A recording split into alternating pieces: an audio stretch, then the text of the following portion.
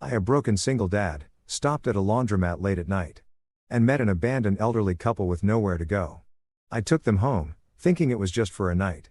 But soon after, a sharp knock hit the door, and when I opened it, I was 29, 8 months into being a widower and a dad, double bagging spit-up covered onesies at a coin laundromat off Candler Road when I heard someone trying not to cry. Not the polite kind of sniffle, either. This was deep, torn-up breathing, like someone was choking back the end of something. They were sitting by the busted soda machine. A black couple, both in heavy winter coats, zipped all the way up, hands clasped tight between them. The man kept patting her knuckles like he was reminding her they were still there. Later, I'd know them as Desmond and Kimberly Richardson. Right then, they were just two strangers who looked like somebody's parents left out in the cold. Wes was strapped to my chest in a carrier, running a low fever and squirming hard because he was hungry again. My plan was 10 minutes max, wash, dry, hustle back home before he screamed the paint off the walls. Instead, I found myself walking over. "You all waiting on somebody?" I asked, trying to sound casual. The man looked up, calm, but tired. "Our son's handling paperwork for our new place. Told us to wait here while he wraps it up." There was something off about that. I've seen all kinds of paperwork in 6 years doing remote legal calls, and none of it ever went down at a laundromat past 9. I shifted Wes higher on my chest and nodded. "Where's the place?" The woman answered this time. "Panthersville, Flowering Grove Lane." He showed us pictures. Yellow siding, white porch. "You sure y'all got away there tonight? Buses are done and it's bitterly cold out." She hesitated. He said he'd send someone, but it's been a while. I pulled out my phone and hit Terrence. He owed me one. When he picked up, I said, "I need a ride for some folks. Elderly, baby, and tow." It's one of those nights. 20 minutes later, Terrence rolled up in his Tahoe, windows rattling like loose teeth. He leaned over and shot me that look. "You sure?" I nodded. The address they had didn't exist. Terrence circled the neighborhood twice before stopping beside a weedy lot with a crooked sign. "Future Homes by Bexley." Kimberly pressed a crumpled printout against the window and whispered, "That's it." "That's where," he said. Desmond didn't say anything, just closed his eyes like he already knew. "Y'all got a phone?" Desmond pulled out a flip phone. Cracked, dead, useless. Only thing they remembered was the street name and that their son, Gregory, called himself a financial planner. That's when my stomach turned. I've heard every hustle with the word planner in it, and none of them ended with a porch and yellow siding. It was past 10 when I turned around and said, "You're not sleeping out here. Come with me." They paused like they wanted to argue. Then Wes started coughing, wet and raspy, and Kimberly stepped forward like it was instinct. She reached for him, laid her hand on his back, and he settled. That told me everything. We hauled up the narrow stairs to my one bedroom over the barber shop. I shoved 2 laundry baskets aside, cleared space on the couch, handed them bottled water from the fridge. The place smelled like old coffee and cheap detergent. Kimberly sat down and said, "It's more than enough." I believed her. 10 minutes later, my father-in-law, Holden, called right on schedule. "You home?" "I am." "You alone?" "I've got company." Pause. Then the voice got hard. "Strangers and Wes don't mix. You know that. I've got it under control." He hung up. No goodbye. Later that night, Desmond stared at the shelf where my wife's photo used to sit. Empty frame, still gathering dust. He didn't ask questions, just said, "I'm sorry for your loss." Like he knew exactly when to say it and what it meant. I nodded, walked to the kitchen, and put water on for tea. Morning hit with that busted scrape from my second-hand coffee maker, the one Lena bought before Wes was born because I kept falling asleep on calls. Kimberly was humming real low, just enough to keep Wes calm in his bouncer. I'm not ashamed to say it felt like oxygen. After months of nothing but a baby crying and Holden criticizing me over the phone, her voice was the first sound in a while that didn't make me clench up. Desmond stood near the door, already dressed, back stiff like he didn't know whether to stay or leave. He nodded at me but didn't speak. I asked for paperwork. "Anything?" A lease, closing statement, envelope, utility bill. They had none of it. Just the old flip phone screen dead and a text thread Kimberly remembered from memory. "Flowering Grove Lane," she said. "South Oon End." Gregory said he handled everything with the seller himself. All we had to do was be ready to move. Desmond added. He told us not to worry about closing. Said he'd wrap it all up fast, off market, save us some fees. I didn't say anything at first. I just grabbed a pen and started writing down everything they could remember. Names, dates, the neighborhood. Then I stepped out into the stairwell and called Pfizer. He picked up like he always did. Calm, direct, no nonsense. I laid it out for him. Elderly couple. Son claimed to be a financial planner. No closing docs. No real address. House doesn't exist. Fisher didn't even pause. Text me their full names. Last known real address, approximate sale date. I'll pull the property index on Monday. Brian, this smells bad. Inside, Desmond sat down on the edge of my couch like the floor might fall out under him. He started talking slow, steady, like he was building a house out of the past. They bought their home in East Lake back in 1987. Paid $62,500. One-story brick, nothing fancy, raised 3 kids there. He'd worked maintenance across Atlanta after a few years at the shipyard in Savannah. He said it like it still mattered, like his labor had weight. He told us it was time to rest, Desmond said. Time to unlock what we earned. I nodded and opened my laptop. Even with rusty access and half-broken portals, I pulled comps in their area. Homes on the same block were going for between $610,000 and $690,000. Some fixer-uppers were north of $600,000 even with outdated kitchens. Desmond looked at me when I told him that. Gregory said we got a respectful offer, $245 cash.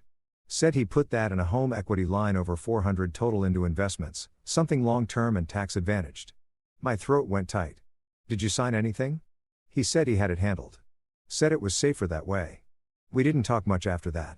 Around 2, I called Terrence again. He drove us back to the neighborhood Kimberly had described. We passed the same crooked construction sign, the same cracked sidewalks. There was only one house with yellow siding, and it was a storage container dressed up with a cheap vinyl wrap. Kimberly stared out the window, blinking like maybe if she looked long enough the real house would show up. Desmond kept shaking his head. He wouldn't do this. He wouldn't. Kimberly didn't correct him. She just put a hand on his shoulder and stayed quiet.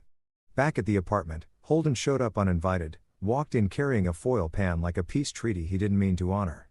Baked ZT. Thought you'd be too tired to cook. Thanks, I said. Then came the speech.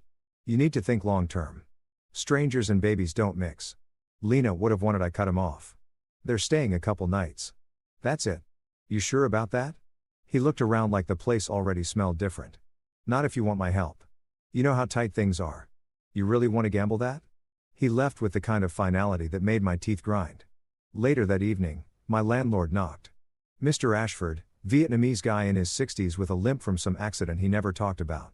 He handed me the lease, flipped to a paragraph and pointed, "Visitors okay. Tenants need approval. Keep it clean, quiet, no complaints. We're good. Got it." He nodded once and went back downstairs. Monday morning, Pfizer called. The house sold 3 months ago, $232,000. Buyer was a Wyoming LLC with a forwarding address in Buckhead. 2 weeks later, same parcel flipped for $645 to another shell. Chain runs through 3 states. One filing in Nevada lists a Gregory R as managing partner. My jaw locked. He told them $245. The deed says $232. So that's $13,000 off the top before the big flip. Brian, this is fraud. Elder abuse, wire fraud, recording fraud, possibly tax fraud if the IRS ever wakes up. I put him on speaker. Desmond listened, arms crossed, jaw tight. Fisher kept talking. Odds of getting money back, slim, but not zero. If they want to fight it, we need statements, timelines, bank info, and everything they remember. Desmond sat there a long time before saying anything. I worked overtime for 28 years for this. That night, I ordered dinner we couldn't afford. Didn't care. Kimberly sat across from me, talking about her grandkids, names, birthdays, silly stories, like she was trying to hang on to something solid. Wes started crying again, tight and pained like his belly was in knots. I was about to reach for him when Kimberly stood, lifted him like it was second nature, flipped him belly down across her knees, and rubbed his back in slow, expert circles. He was out cold in 5 minutes. She looked at me like she was offering something more than help, like she knew how close I was to breaking and didn't plan to let that happen on her watch. After I put Wes down, I lay on the carpet beside his crib, ceiling cracked above me, heart hammering.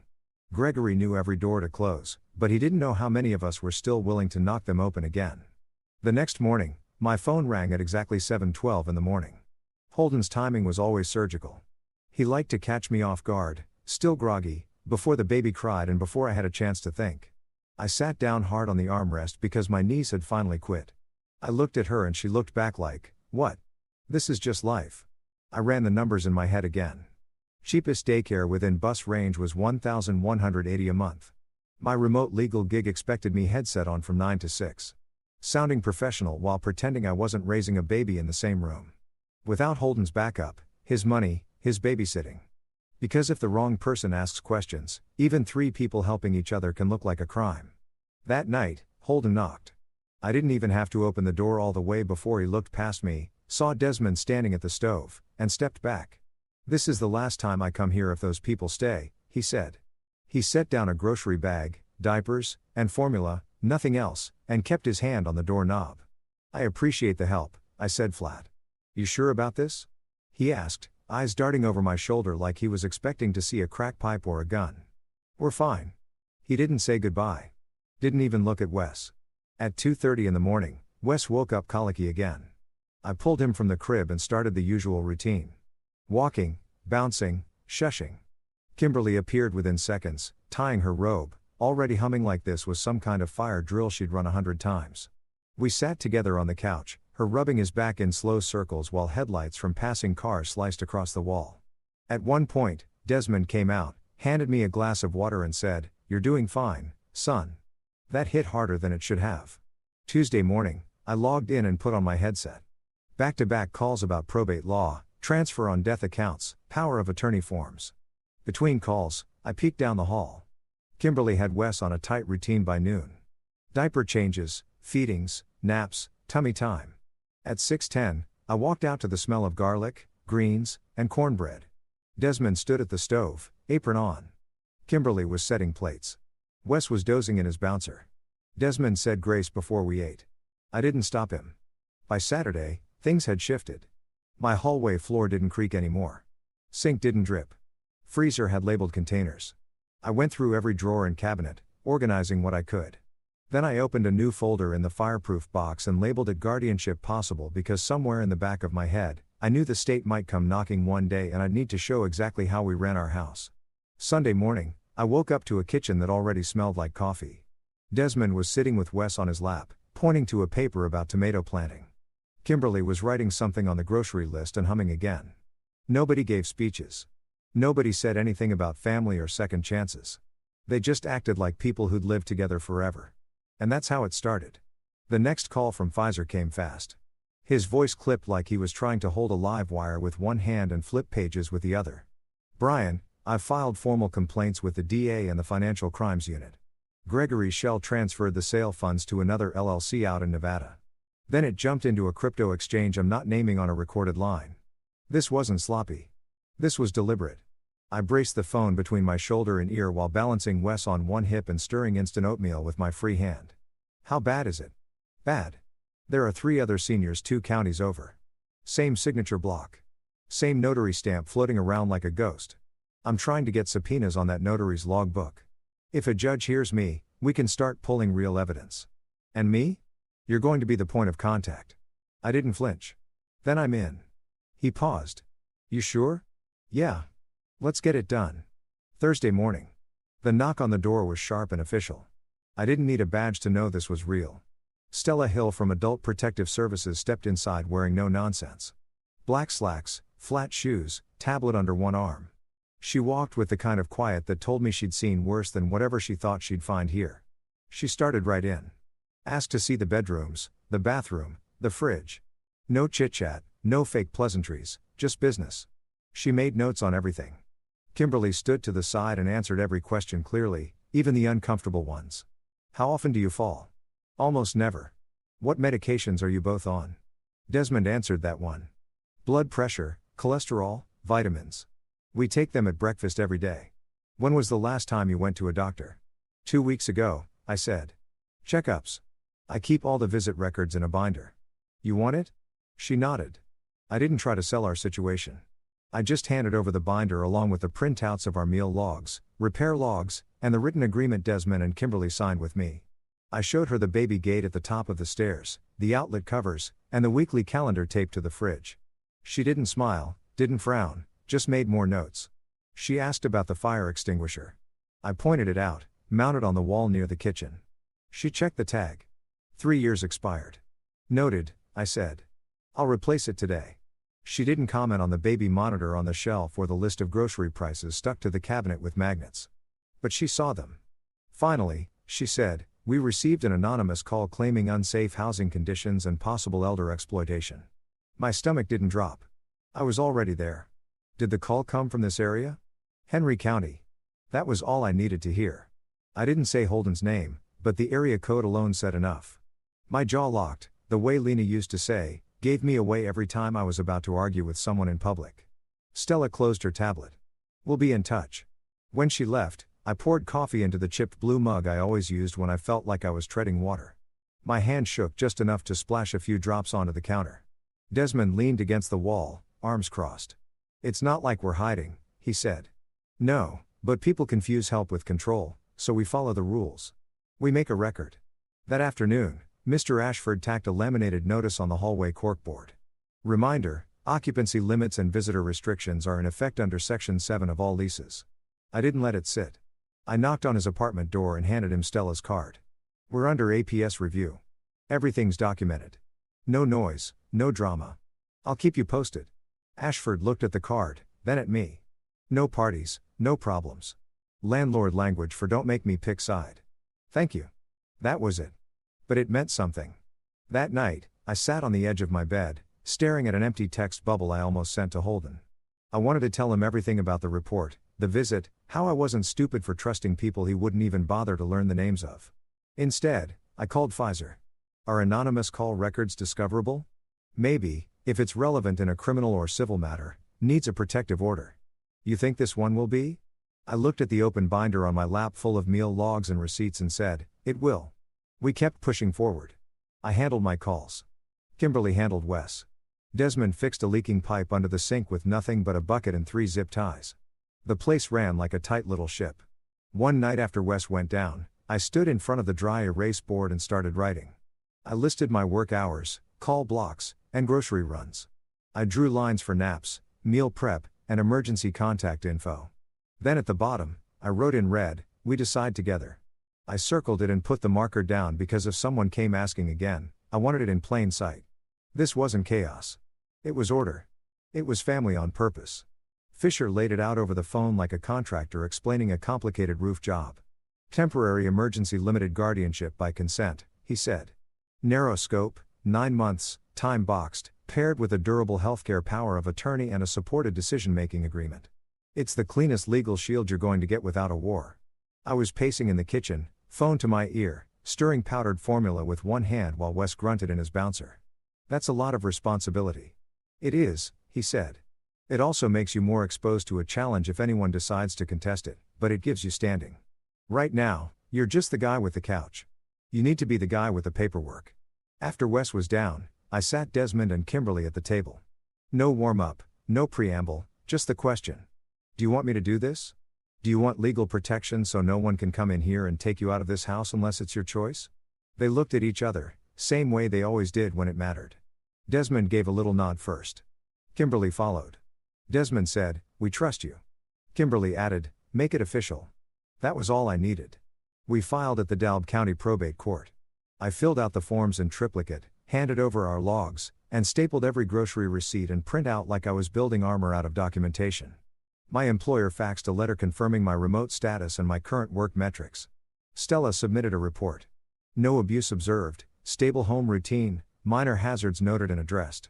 The hearing was scheduled for a Thursday morning. The courtroom was small, quiet, smelled like old wood and coffee. Judge Lyle sat on the bench in a simple black robe, glasses low on her nose, no nonsense in her tone. She read through the petition, then looked straight at me. "Mr. Lewis, do you understand what you're asking to take on?" "Yes, Your Honor. This guardianship does not make you their child, their owner, or their savior. It makes you their legal point of responsibility. Are you prepared to carry that?" "Yes, ma'am." She turned to Desmond and Kimberly. "Where do you want to live?" Desmond didn't even hesitate with Brian and Wes. Kimberly smiled like she was holding back tears. "I take care of the boy. He takes care of us." That was all it took. Judge Lyle signed the order. 9-month emergency limited guardianship by consent with quarterly written updates and home visits every other month. The concurrent health care power of attorney and supported decision-making agreement were acknowledged and entered into record. Stella didn't raise any objections. She nodded once like she already knew how this would go and just wanted to see if we could stick the landing.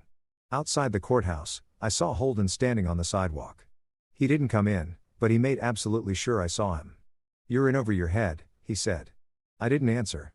There was nothing left to explain to a man who thought giving me a bag of diapers made him a co-parent. Fisher leaned over as we walked toward the car. "By the way," he said, "I got the phone records under seal. If we need it, we'll use it." He didn't say Holden's name, but I saw it in his eyes. I filed that knowledge away like a spare key. Not something to use, something to keep. That night, Kimberly made a pot of stew like we'd won the lottery. Desmond fixed the bathroom fan that had been whining since March, like it was a celebration project. Wes slept 6 hours straight for the first time since he was born. I wrote it on the dry erase board like it mattered as much as a court order, because in this house, it did. Next morning, my supervisor pinged me with a vague message about metrics. "Thanks for the update. Please be mindful of client response times. HR speak for don't let your personal life bleed into the call queue." I replied politely, explained the court appointment, then doubled down on my schedule. I couldn't afford to slip. There's always a meter running somewhere, and you'd better know which one gets you paid. We printed the court order, slid it into a plastic frame, and stuck it on the bookshelf under the photo of Lena holding Wes in the hospital, just in case anyone official ever walked in asking who was in charge and what our arrangement looked like on paper. Underneath the frame, I stuck a yellow sticky note that said, "We choose each other." Because that's the only reason any of this held. Kimberly said it best when she poured coffee the next morning. "Same old chipped mug from my bottom cabinet. I don't know what people think a family is, but this is one. Paper or no paper." Desmond clinkied his spoon in his bowl and added, "They'll see that if they're looking with the right eyes." Wes babbled from the playpen and slapped his hands together like he was making a point, too. Later that week, we went through the apartment with a checklist. I replaced the fire extinguisher, put fresh batteries in the smoke detectors, labeled the pill organizer in big letters. We added a grab bar near the shower and moved the cleaning supplies out of reach just in case APS popped back in early. We kept every receipt. It became a rhythm. Me logging calls, Desmond keeping the place humming. Kimberly managing meals and diapers with a grace I couldn't match. Every Sunday night, we sat at the table and reviewed the budget, the calendar, and the grocery list. Sometimes we argued over brand names. Sometimes we laughed about it, but we stayed on the same page. I added one more tab to the binder and labeled it compliance because I knew the day would come when someone would ask how we were managing 3 generations under one roof, and I wanted the answer to be better than most. 2 weeks after the guardianship papers got signed and framed, my phone lit up with a Manhattan number I didn't recognize. I answered halfway through folding bath towels. "Mr. Lewis, this is Kayla Richardson, Desmond and Kimberly's daughter. I've heard some story. I want to see my parents." Her tone had that clipped rhythm people use when they're used to being in control. She sounded expensive. I told her I'd ask Desmond and Kimberly first. That didn't go over well. I think it's important they hear from their actual family, not someone who stepped in. I didn't engage. "They'll decide," I said, and hung up. That evening, I told them. Desmond looked calm. "Invite her," he said, like it was nothing more than letting someone in for dinner. Kimberly stared down at the grocery list in her lap. At first, she just said, "I'm not ready." Then she looked up, but running didn't help before. Let's hear what she has to say. Saturday morning, 10 sharp. I buzzed her in. Kayla walked in wearing a tailored gray coat that probably cost more than my entire monthly rent and heels that didn't belong anywhere near my cracked kitchen tiles. Her husband followed 2 steps behind her, face tight, eyes scanning everything like he expected to smell mold or find broken furniture. We offered them chairs. They didn't sit. Kayla looked straight at me. "I need to understand what's going on here." I already had the folder in hand. I opened it on the table. Guardianship by consent. Durable healthcare power of attorney. Supported decision-making agreement. All legal. All signed. All reviewed by the probate judge. APS has been here multiple times. She blinked. "You filed for guardianship?" "No," I said. "They asked me to after their son stole their house." Her husband finally spoke. "We haven't heard everything yet." Desmond didn't flinch. "Some stories are facts. Our house is gone. So's the money." Kayla stepped toward him. "Daddy, I could bring you both up to New York. You'd have a proper place. Care options." Desmond didn't raise his voice. "We aren't cargo." Kimberly just said, "I take care of Wes. Brian takes care of us. That's the arrangement." Kayla's eyes snapped back to me. "You do realize what this looks like? You take in 2 elderly people and suddenly have legal control. This feels like trauma bonding, not caregiving. I didn't react. Didn't need to. They left not long after. I walked them out without saying much. And the moment the door closed, I felt it. That gut sense that this wasn't over. 4 days later, Fisher called. His tone was surgical. She filed. Where? Wake County. Petition to transfer guardianship, alleging coercion, medical neglect, inadequate housing, lack of experience. Ceased APS and signed with a firm that likes to write motions that sound like press releases. Okay. I said, what now? We fight it. I need photos, logs, statements, receipts, records of everything. Meals, meds, doctor visits. Document your routine like you're writing a training manual. I got to work. Nights after Wes went down, I built binders, meal logs, med logs, photos of the faucet Desmond fixed, the shelves Kimberly organized, the labels on every cabinet. I added a letter from my supervisor confirming I was in good standing through the quarter. I got one from Wes's pediatrician noting improved sleep patterns and weight gain. Neighbors gave statements about the quiet, clean apartment and how often they saw Desmond walking Wes around the block. Stella came for another home visit the following week. She didn't say much. Measured the hallway, tested the outlet covers, checked the fridge. Kimberly was holding Wes when Stella looked over. He reached for her. No crying, no hesitation. Stella watched them a beat longer than she needed to. Her final note read, no observed neglect or exploitation, stable environment, cooperative reporting. Typed like a spreadsheet entry, but I read between the lines. The courtroom was colder than I expected. Kayla sat with 2 lawyers and a psychologist wearing a navy blazer and that academic look. That means he's about to say a lot without saying anything useful. He talked about rescuer dynamics and vulnerability thresholds and said Desmond and Kimberly were in a compromised emotional state post-housing loss. Fisher stood and asked, did you find evidence of cognitive impairment? No. Any observed emotional manipulation or abuse? No. Any evidence they want to leave? No. That was enough. Kayla spoke next. She cried, hands folded on the table. Said she loved her parents. Said she was just trying to do right. Said she'd been overwhelmed and caught off guard when she heard about what happened with Gregory. I didn't hate her. I've seen what guilt does to people when they show up late and don't know how to say sorry. Fisher didn't tear her down. He walked the judge through everything. The logs, the schedules, the emergency plan, the APS letters, the signed agreement, and finally, he repeated the question Judge Lyles had asked at the first hearing. Where do you want to live? Desmond answered first. With Brian and Wes. That's our choice. Kimberly nodded. I have a role here. I matter here. That's all we ever wanted.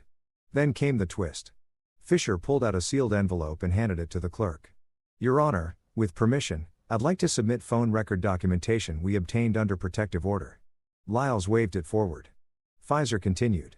This is the origin of the anonymous APS call that triggered the first welfare check. It came from a Henry County number registered to Holden Morris, my client's father-in-law. The air thinned. Everyone in the courtroom felt it. I didn't look back. I didn't need to. I knew Holden was sitting behind me. Judge Lyles did glance that way just for a second. Kayla's face changed, not anger at me, but something sharper, like she realized someone had tried to blow up a house from the outside without caring who was inside. She looked at her husband, then her parents. Desmond didn't gloat. He just folded his hands and stared at the table. Judge Lyles ruled the transfer denied. She reaffirmed my guardianship, ordered quarterly reviews, kept the home visit schedule.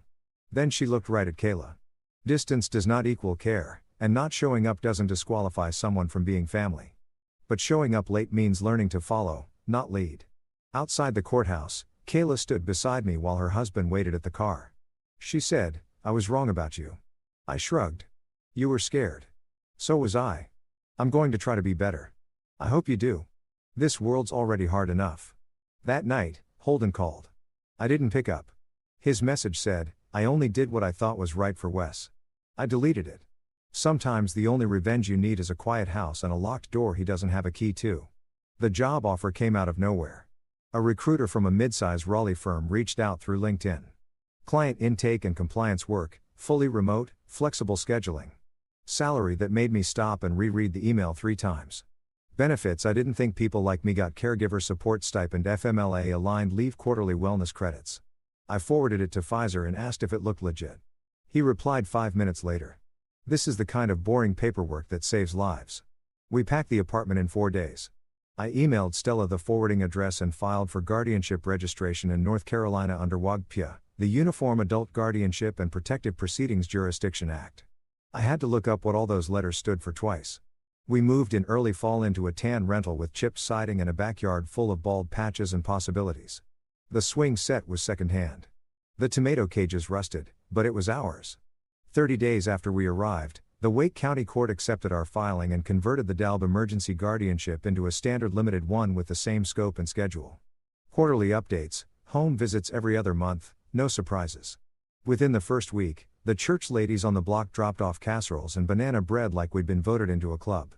Mr. Given across the street walked over with a tiller and said, "I heard y'all garden."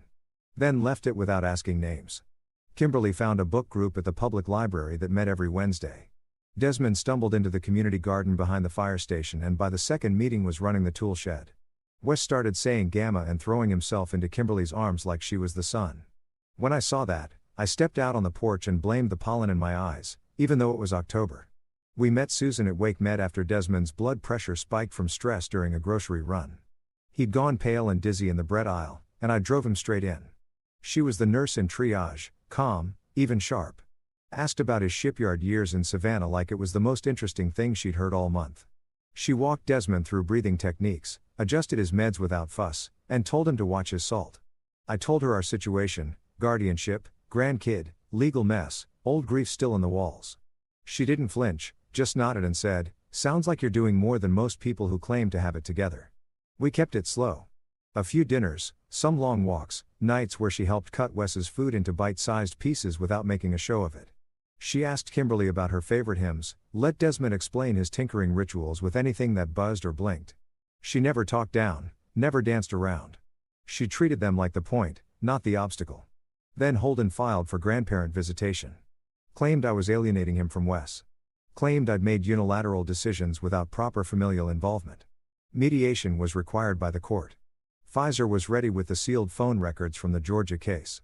The mediator reviewed them in private, came back from caucus, and said, "Mr. Morris, we strongly advise withdrawal." Holden didn't look at me when he signed the dismissal. Kimberly taught Susan the chamomile trick for colic. Susan taught Kimberly how to take blood pressure without pinching skin. I sat on the couch one night while they swapped notes like old friends trading recipes. And I knew I didn't need to steer this ship. I just needed to stay out of the way when it was running right. Kayla started calling every Sunday. Sometimes she asked about Desmond's blood work or Kimberly's new books. Sometimes she just listened while Wes babbled about trucks. She didn't try to move them, didn't challenge anything. One time she sent a box of thick winter coats and a handwritten card that said, "Stay warm. Love you," they said. "Thank you," she said she'd call next week. And she did. Fisher emailed one morning with a subject line that just said, "When kind of." He'd gotten a civil default judgment in a Georgia court. One of Gregory's shell companies failed to answer. The court ordered $38,400 in restitution. We never saw a cent, but the judgment sat in the system like a sign on the door. This happened, and the court agrees. Some nights after Wes finally gave up the fight and crashed in his bed, I'd step out to the porch where Susan already sat. She'd be sipping decaf tea in that calm way she always did when things were good. But you still couldn't relax. "Your wound tight again," she said once. I nodded, still waiting for the next shoe. She looked at me over the rim of her cup. "We'll tie the laces together." Corny, but it worked. I exhaled and let it be quiet for once. We wrote a new family agreement on better paper with firmer language. Same core deal, housing, and legal help in exchange for child care, meals, and home maintenance. But we added Susan as a witness and added clauses about medical emergencies and short-term absences. Everyone signed. Kimberly stuck it on the fridge under a carrot-shaped magnet. If you walked into our kitchen, you knew exactly how our house ran. Nothing fuzzy. No, maybe. That winter, Wes learned to put on his own boots. Desmond painted garden stakes in the garage. Kimberly organized every spice jar in alphabetical order and started leaving notes for Susan with grocery shortcuts. I finished my onboarding at the new firm and got my first paycheck that had 4 digits before the decimal point. Susan and I weren't rushing anything, but the pieces were starting to line up. Her, me, this house, this mess, this family that didn't start with blood, but certainly didn't need it to function.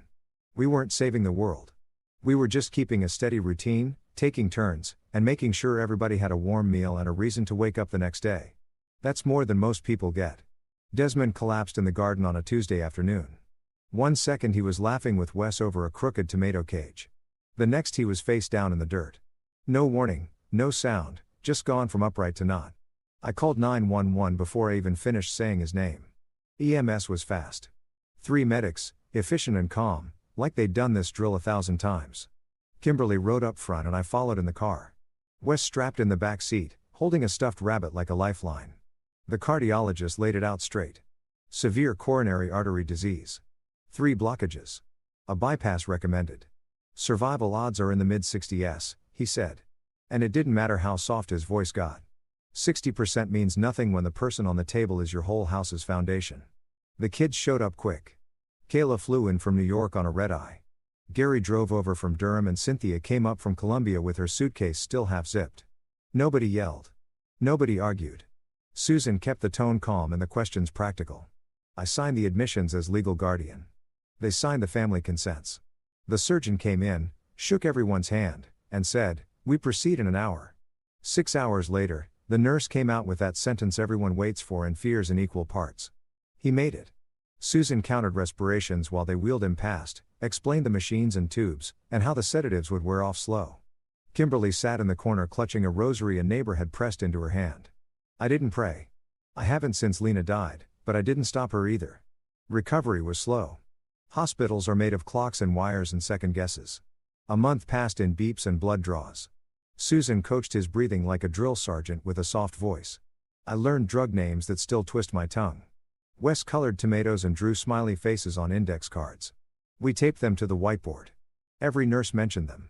When Desmond finally made it to a chair in the backyard, face thinner but eyes sharp, I asked Susan to marry me.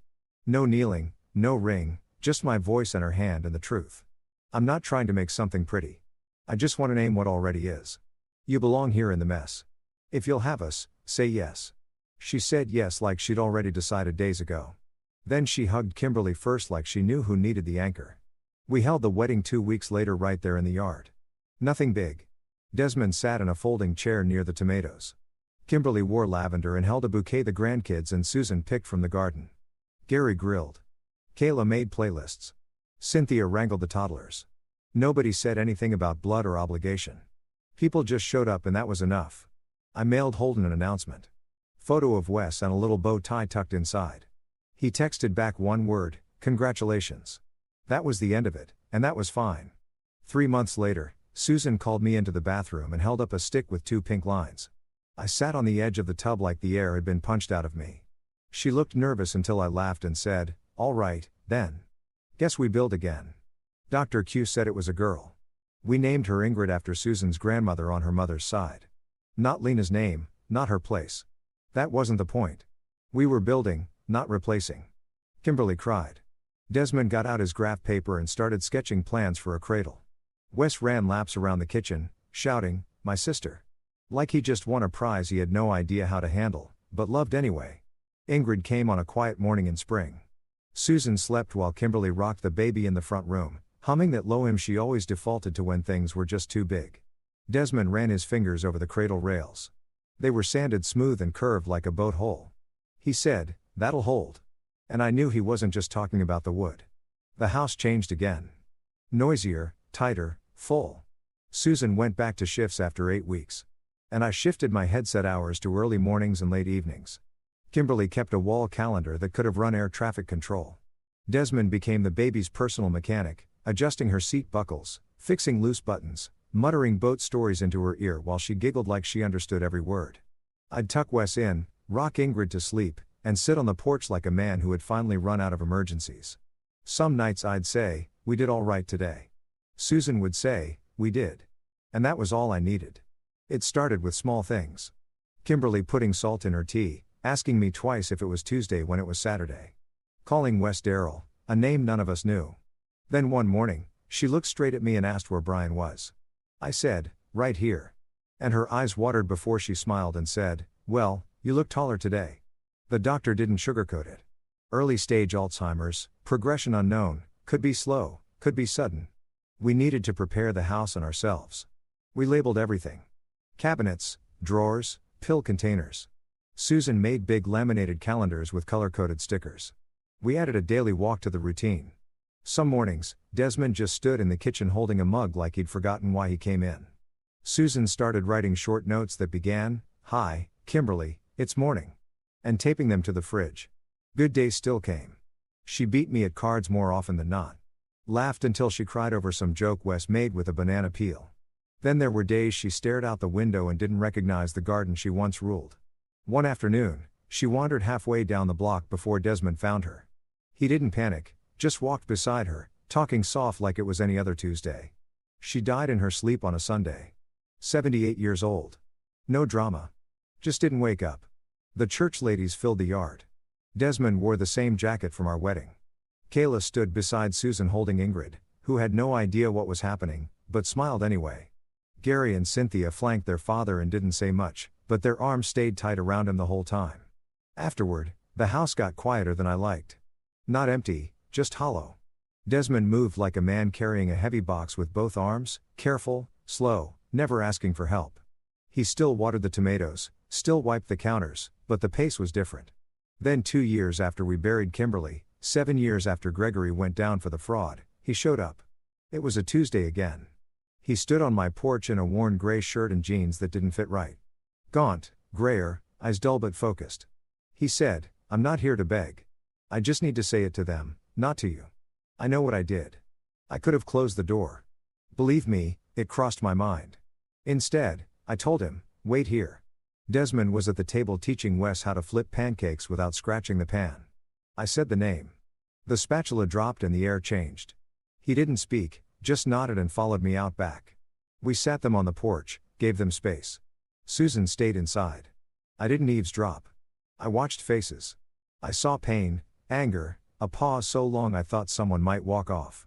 Then something shifted, a slow, heavy peace that came like tired acceptance. They came back inside and ate breakfast together. Gregory cried while chewing. Said, "Thank you." Like it hurt to say out loud. Desmond didn't smile, but he looked lighter somehow, like the box he'd been carrying shifted to one arm. Gregory started coming once a month. Never stayed long. Brought bad cupcakes, dented toy trucks, the kind you get from a gas station rack. Desmond told him flat. "Keep your money. If you want to fix anything, show up." Gregory nodded and he kept showing up. Later that year, Desmond called me into his room. His face was calm. "Still," he said, "Doctor used the phrase palliative goals today. Said we're past tuning up the engine." I didn't say anything. He added, "When I go, I want you to keep Gregory close. Not like a son. Just don't let him vanish again." "He doesn't need a second hole to fall into," I said. "I'd try," he said, "promise." And I did. We moved his chair to the window so he could watch the yard. Ingrid ran like the ground belonged to her. Wes followed. Desmond watched and said, "That's good." Every time they touched the fence. Never said what he meant by it. Didn't need to. He died that fall right there in that chair. My hand in his right. Gregory's in his left. Quiet like someone clocking out at the end of a long solid shift. I'm not big on speeches, but some things deserve straight talk. When I walked into that laundromat in Atlanta, I was barely hanging on. Young, widowed, bone-tired, mad at the world, and scared out of my mind to be alone with a baby and my own thoughts. I thought I was giving two strangers a ride. What I got was a family I didn't know I was missing. From that first night to the day we buried Desmond, it was 9 full years, not perfect years. But full. That's what matters. We never beat Gregory in court like some kind of legal movie. There wasn't a big payout, no secret bank account stashed under his mattress. But there were indictments, a conviction, restitution orders with no payout, but black ink that told the truth. And better than any of that, he had to look Desmond in the face and ask for a seat at a table he once tried to burn down. Holden's payback came in a smaller form. When he tried to file for grandparent visitation, Fisher slid the sealed APS phone record across the mediator's table without a word. Holden stared at it, then said he was withdrawing his petition. I kept the old voicemail he left. I did what I thought was right for Wes and never listened to it again. Wake County APS picked up the file after we moved. Stella from Georgia forwarded her report and walked the new caseworker through our situation on the phone. About a year later, she came by during a personal trip. She stood on our porch, looked in through the screen door, and said, "You kept it steady," I said, "We keep lists." She smiled, shook my hand, and left it at that. She didn't say sorry, and I didn't ask her to. Susan and I had Ingrid for a while. while the house sounded like cartoons and pots clanging and too much cereal spilled on linoleum. Wes grew fast, 12 now, and still calls Desmond Grandpa in his stories. Still says Grandma when he explains the chamomile trick to his little sister. The photos on the wall do the rest. Kayla kept calling. Gary and Cynthia showed up again the Thanksgiving after the funeral. They brought pie, offered to help fix the fence, and asked questions that came from a good place. Nobody used the word forgiveness.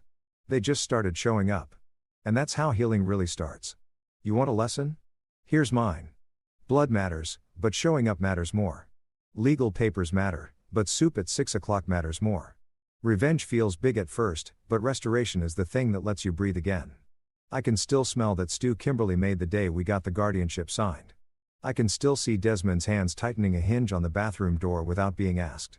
He told me once, "You fix what you can reach." That was it. That was his whole philosophy. Turns out it's enough. Sometimes I think about that other version of the night in the laundromat. Me keeping to myself, nodding politely, going home alone. I would have kept the apartment quiet, sure, but I'd have missed the very thing that made my life make sense. Wes is 12 now. Ingrid just turned 9. They set an extra plate for Uncle Gregory when he visits. They know the tomatoes in the yard came from Grandpa Des. And when they ask why we took in people we didn't know anything to, I tell them the truth. We didn't take people in. We made room for our own. If you ever get that chance, take it. It might save someone. It might save you.